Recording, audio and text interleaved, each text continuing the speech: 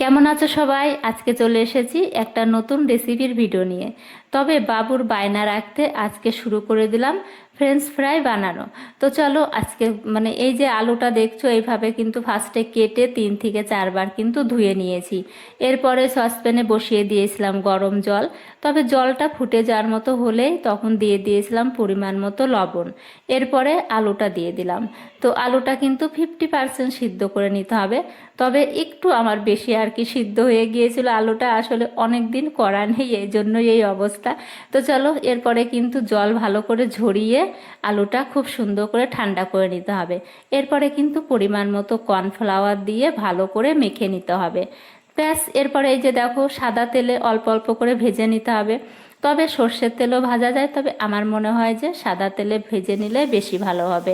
তো যাই হোক, অল্প অল্প করে ভেজে তুলে নিলাম।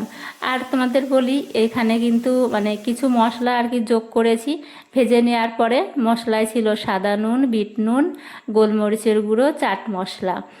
তো সমস্ত কিছু আর কি পরিমাণ মতো নিয়ে একসাথে মিশিয়ে যে দেখো আলুর উপরে ছড়িয়ে দিয়ে খুব সুন্দর করে মিশিয়ে নিয়ে ব্যাস একদম রেডি করে নিলাম। এরপরে মিউনিস আর সস দিয়ে ব্যাস রেডি করে নিলে কিন্তু একদম সন্ধ্যার টিফিন এক গরম গরম ফ্রেঞ্চ ফ্রাই কিন্তু রেডি।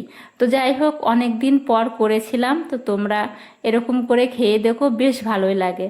তো সবাই ভালো থেকো, টাটা।